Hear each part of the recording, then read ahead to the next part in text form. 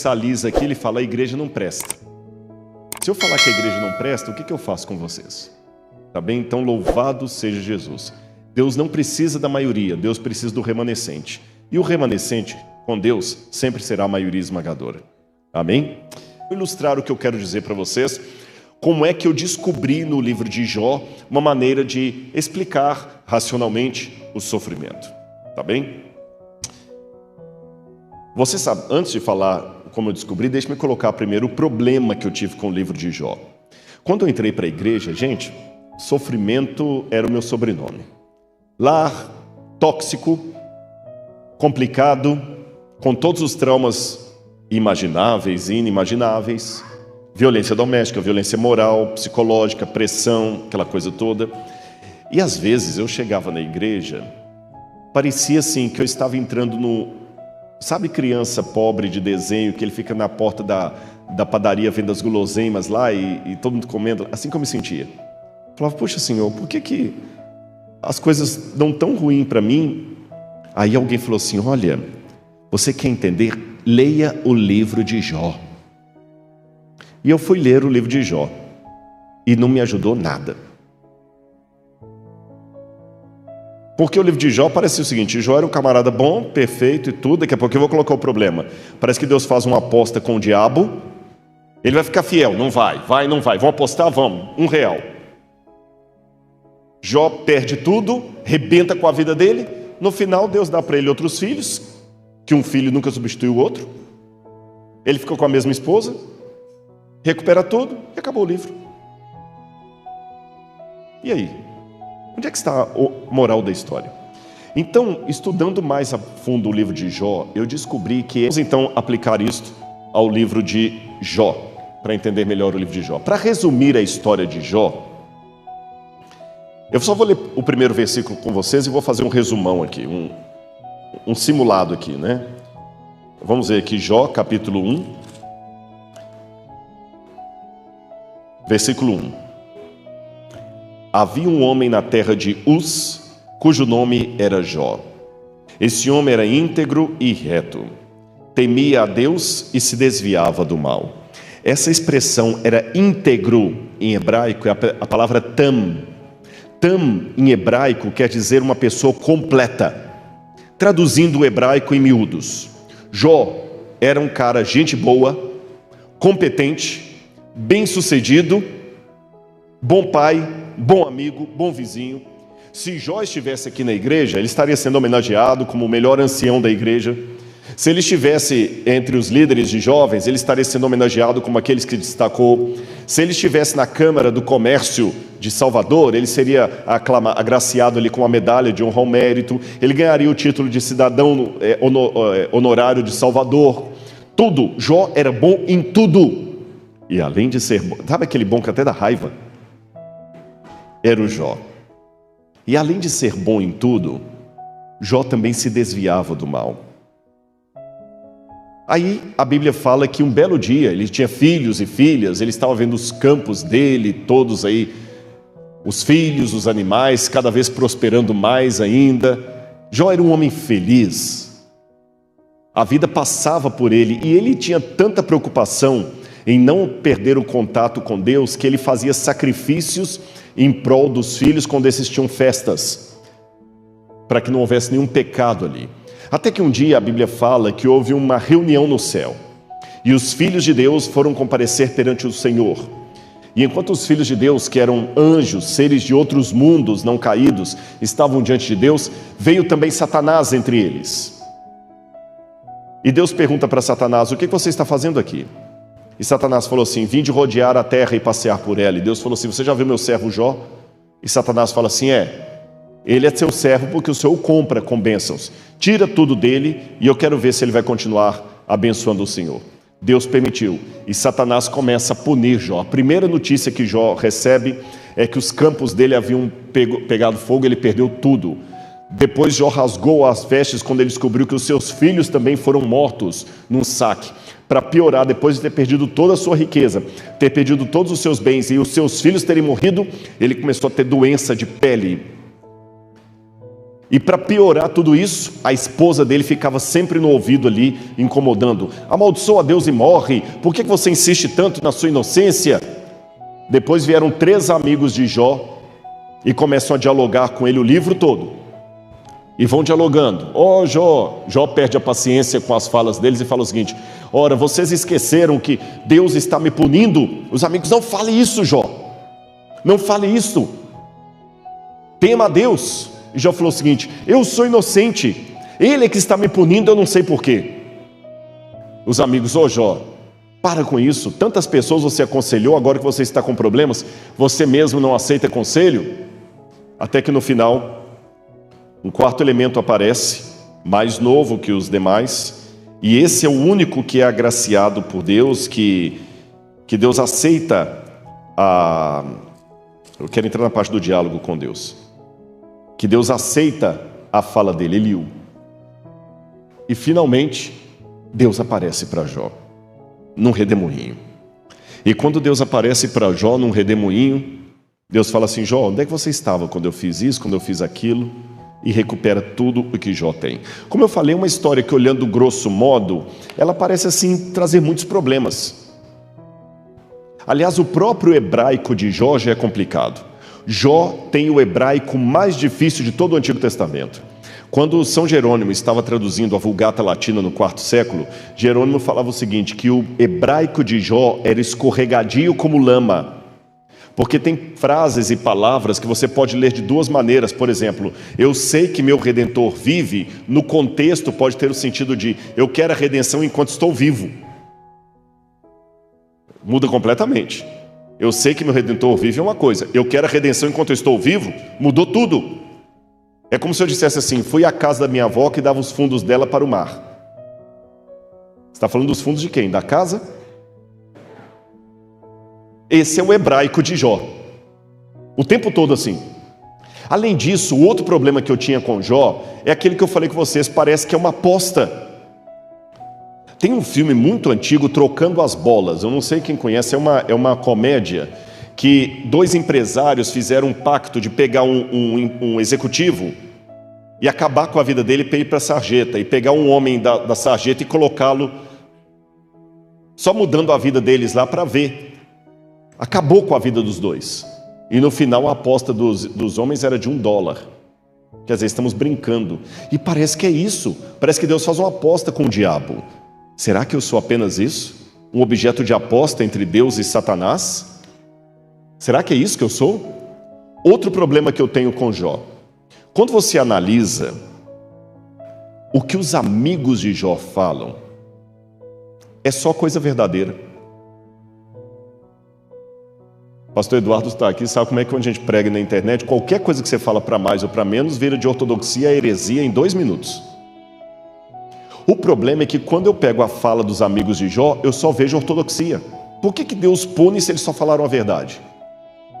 Outro detalhe, será que Jó era tão paciente assim? Depois de perder seus filhos, a saúde, Jó enfrentou ainda a revolta da mulher e a incompreensão dos amigos. Jó ergueu aos céus 16 vezes a mesma pergunta: por quê, por quê, por quê? Mas olha bem, é realmente...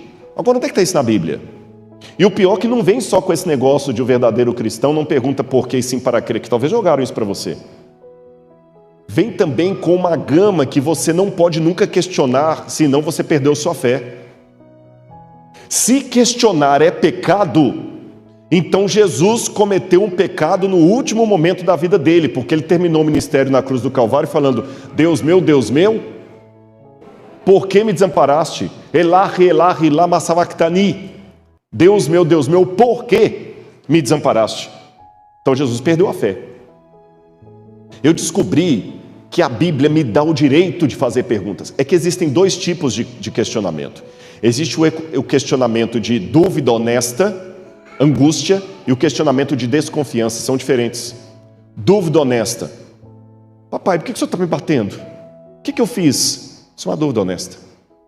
Dúvida de desconfiança: você vai mesmo entregar? Quero ver, assina para mim aqui, senão não vou acreditar. Perceberam a diferença? A dúvida que ofende a Deus é a dúvida de desconfiança. eu não confio em você, por isso que eu quero que você... Deixa comigo alguma coisa aqui para ter certeza que vai voltar. Deixa a sua carteirinha aqui que eu deixo você entrar. Isso é dúvida de... Você vai voltar mesmo? Desconfiança, eu não confio em você. Mas existe uma dúvida honesta, que é uma dúvida de desabafo. E você tem o direito. Aliás, uma das possibilidades etimológicas do significado do nome Jó, uma possibilidade, a gente não sabe com certeza absoluta, é que Jó em hebraico, Yov, seria uma palavra que vem do ugarítico e significa onde está meu pai? Seria um questionamento. E Jó 16 vezes faz a mesma pergunta, por quê, por quê, por quê? E para piorar, qual foi a resposta de Deus? Silêncio. Jó expôs a sua queixa 34 vezes.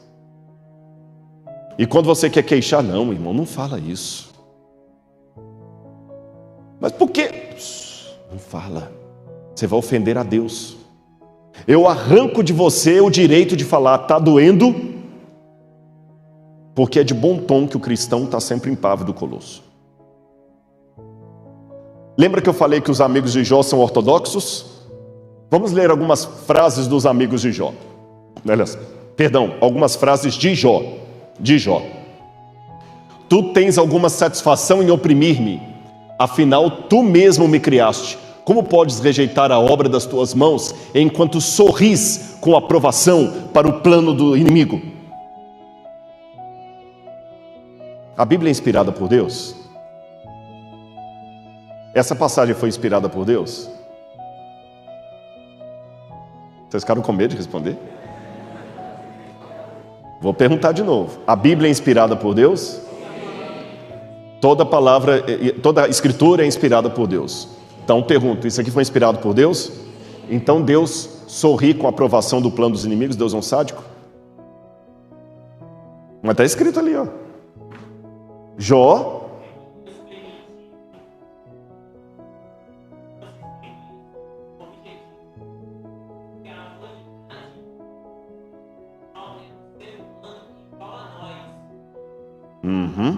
Agora, eu vou repetir o que ele falou fora do microfone, e o pessoal de casa talvez não ouviu. Ele falou o seguinte: Deus permitiu que aquilo fosse revelado para que a humanidade visse que Jó era um ser humano exatamente igual a nós. Foi isso que você falou, não é? Correto, nota 10. Sabe qual que é o único problema? É pegar isso que você falou e colocar na prática. Porque sempre que alguém está com um problema, eu não deixo ele desabafar. Eu calo a boca dele com frases de efeito. A pessoa acabou de perder um ente querido no acidente, está lá chorando. Calma, não é mais da ressurreição. Às vezes o que a pessoa só quer é chorar. Eu vou mostrar algumas frases dos amigos de Jó e vocês vão entender. O problema, meus irmãos, eu vou falar com vocês. Deus é menos ofendido pela sinceridade de um pecador do que pela hipocrisia de um santo. Não estou com isso querendo dizer que você agora pode blasfemar à vontade. Não, mas é que perante o céu existe uma diferença nítida entre a blasfêmia e o grito de dor. Até quando, ó Senhor? É diferente da besta do Apocalipse que está com a cabeça repleta de blasfêmias. Cuidado com a forma como você vai consolar os demais. Olha outra fala de Jó. Entretanto se clamo injustiça, eis que não obtenho resposta. Grito por socorro, contudo não vejo justiça. É assim que acontece? Mas não é assim que você se sente? Há coisas que não são morais, mas são legais. Não era moral que Lúcifer tivesse o controle do planeta Terra, mas era legal que assim o fizesse, porque Adão e Eva passaram a procuração para ele. É meu. Por isso que eu estou aqui no lugar de Adão e o Senhor quer me impedir de entrar no céu. E Deus tinha que engolir aquilo ali. Aí como é que Deus respondeu à acusação de Satanás? Quem era o acusado então? Deus, não era Jó. Jó era o objeto da demanda.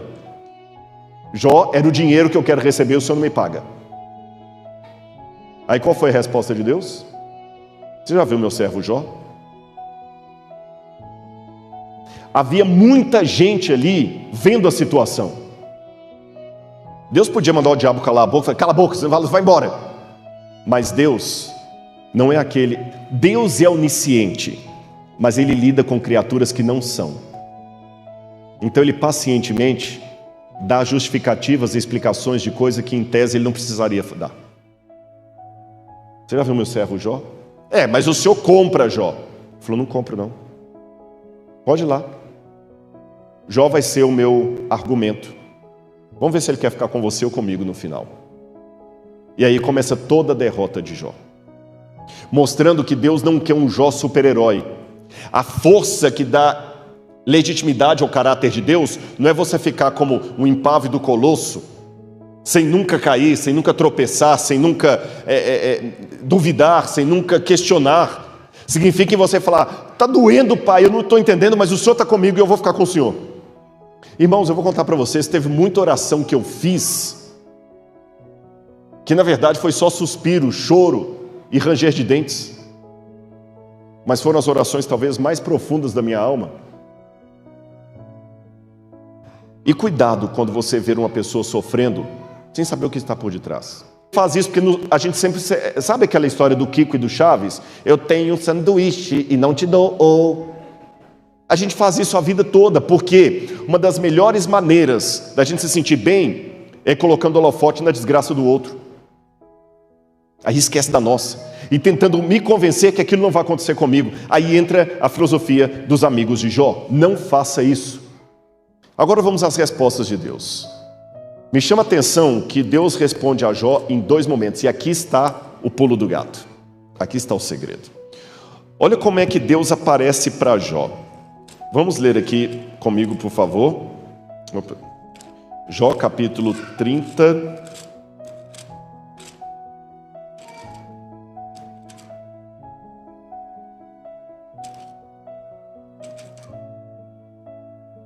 Só um segundo aqui. Jó capítulo 38, versículo 1. Então, do meio de um redemoinho, o Senhor respondeu a Jó dizendo... Gente, é porque a gente está acostumado com o humor brasileiro. Você sabe que o humor varia de canto para canto, de país para país, de época para época. Os Trapalhões da minha época de infância não fariam sucesso nenhum hoje. Tanto é que tentaram fazer uma repaginada, não deu certo. O humor muda. O humor de stand-up americano é diferente de humor do Zorra Total, que é diferente do humor do Charlie Chaplin. O humor bíblico está aqui nessa parte. Rodrigo, quer dizer que a Bíblia é um livro de piada? Não, mas o humor é um tipo de sabedoria que a Bíblia admite. Quando diz que Deus apareceu para Jó do meio de um redemoinho, isso era engraçado. Para a visão de quem vive no deserto, é uma imagem engraçada. Caótica, mas cômica. E Deus começa a mostrar, pois é, Jó, você que está querendo me questionar, olha isso aqui, quem fez? Você sabe onde é que eu estava? Onde é que você estava quando eu fiz aquilo ali? Eu não lembro de ter te visto lá. Só pergunta irônica. Que Jó aprendeu a lição que eu tomo para a minha vida. Não discuta com um especialista. De manhã eu falei aqui para os que estavam, ouviram? Se tem uma coisa que o doutorado ensina você, se você for sábio, é quão ignorante você é. Quando o cara faz doutorado e ele se acha demais, ele não fez doutorado. Ele recebeu um diploma. Porque quando você faz um doutorado de verdade, a primeira coisa que você descobre, gente, como tem um monte de coisa que eu não domino. Aí quando Deus volta dessa viagem que mostra a ignorância de Jó, vamos ver aqui. Capítulo 40. O Senhor disse mais a Jó: será que alguém usa de censuras pode discutir com o Todo-Poderoso? Que responda a isto aquele que critica a Deus. Então Jó respondeu ao Senhor e disse: sou indigno, que te responderia eu? Ponho a mão sobre a boca uma vez e falei, e não direi mais nada. Aliás, 2 vezes, porém não prosseguirei. Acabou o livro. Não, acabou não. Verso seguinte, verso 6. Então o Senhor, do meio de um redemoinho, respondeu a Jó e disse: cinge os lombos como homem. Esse cinge os lombos é uma expressão idiomática para prepara para uma viagem. Porque quando eles iam viajar, eles pegavam e amarravam aqui um cinto com um monte de apetrecho para levar na viagem. Então cingir os lombos é levantar. É como falar assim, pé na tábua. Gostou do passeio? Viu como é que você é ignorante? Está satisfeito? Estou sim, senhor. Não tem mais nada para me perguntar? Não, não, senhor. Eu já botei a mão na boca uma vez, 2 vezes, não falo mais nada. Quem sou eu para discutir com o senhor? Está tudo bem. Te respondi tudo? Sim, Senhor. Você viu que tem coisas que você não entende, Jó? Vi, sim, Senhor. Você viu que não adianta discutir com um especialista? Vi, sim, Senhor. Mas tem uma coisa que eu não te respondi ainda. O que, Senhor? Aqui eu estou parafraseando, né? E o seu sofrimento? Porque mesmo que você não deva discutir com um especialista, na hora que a dor aperta, você falou, doutor, mas não tem um remedinho para poder parar, não estou aguentando, o tratamento não está funcionando, doutor, que continua doendo. Você não impede? Faz alguma coisa para atender o que eu estou pedindo? Eu sei que o Senhor é todo poderoso, mas por favor, Senhor, se tiver 10 naquela cidade lá, muda. Eu sei que Deus não muda, diz a Bíblia, mas Abraão pede, mas muda, Senhor, não destrói Sodoma se tiver 10 lá não. Volta atrás, perdoa esse povo, Senhor. Você quer saber agora sobre o seu sofrimento, Jó? Por que você está nessa? Monta aqui de novo. Senhor, não precisa não.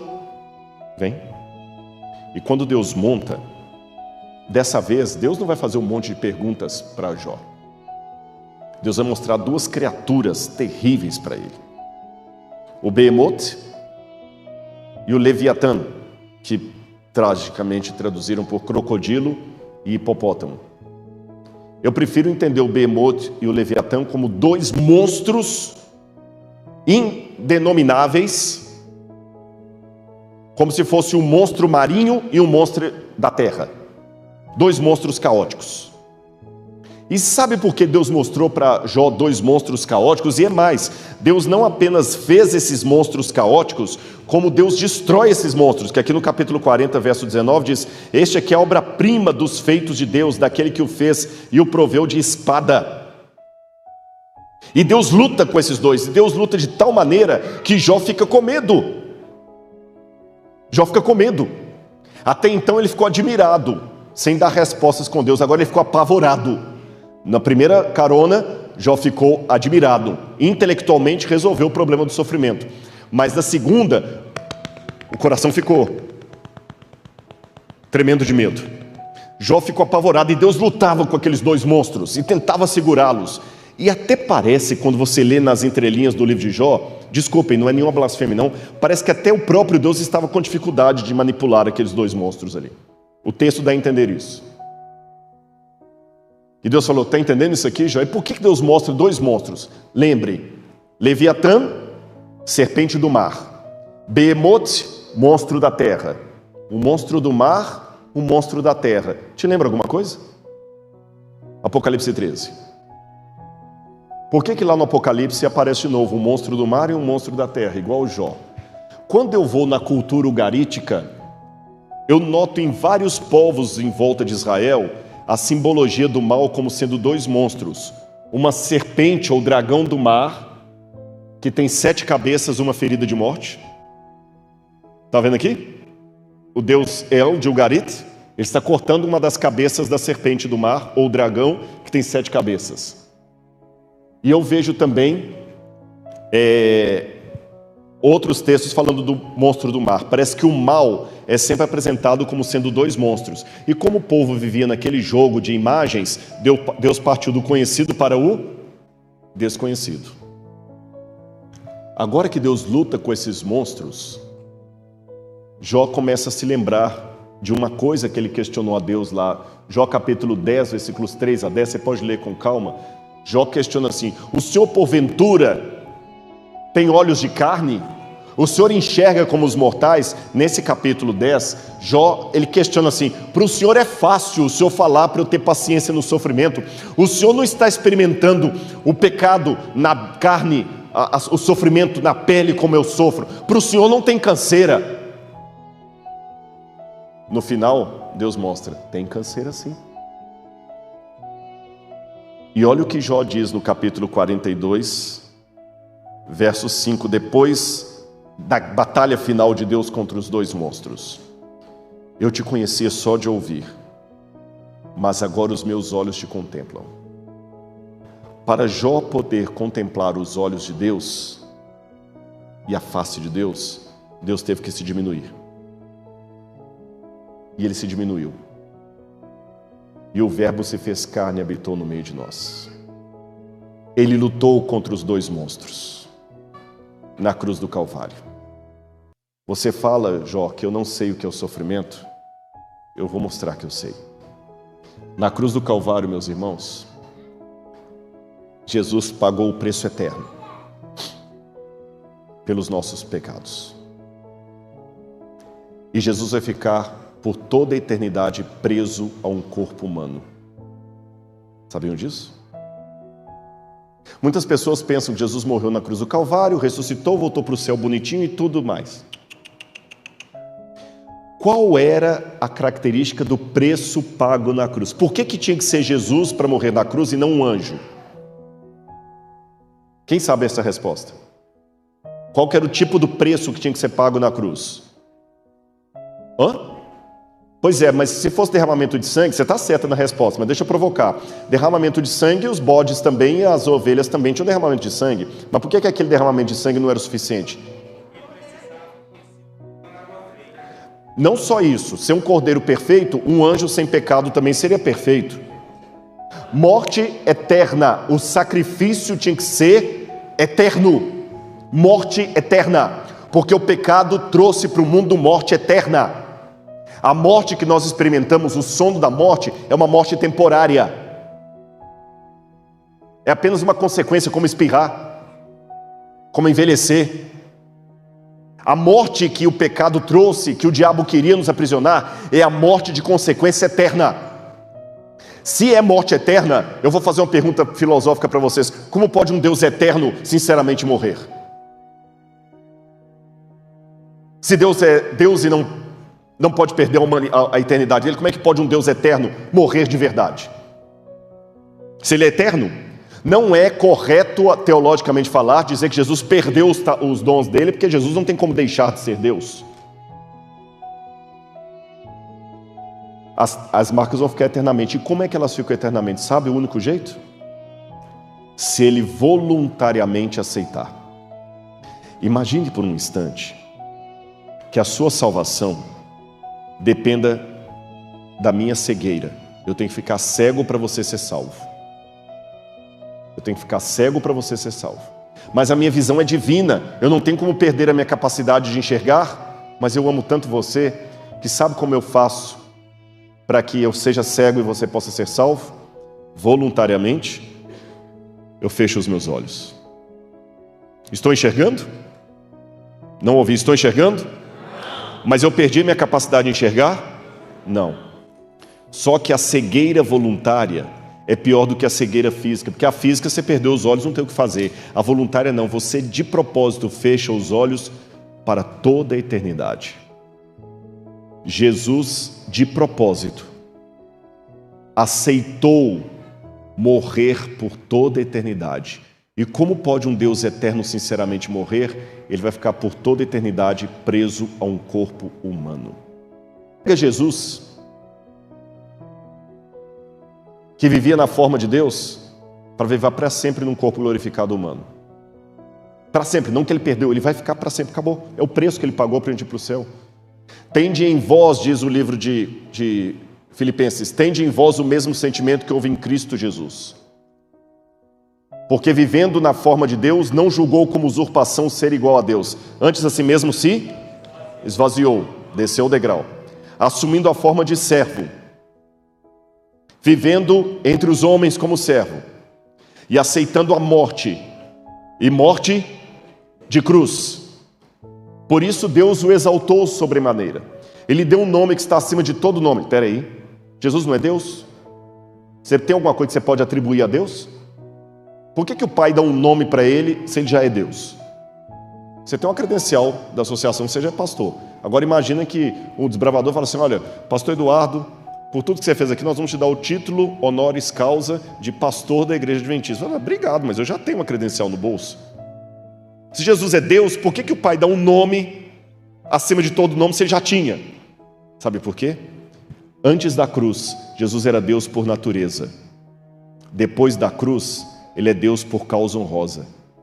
Ele é Deus e merece ser Deus. Se houvesse eleição para Deus no universo, Jesus era o único que se candidataria, porque ele continuou tendo a nobreza e o caráter de Deus, mesmo sem usar os poderes de Deus.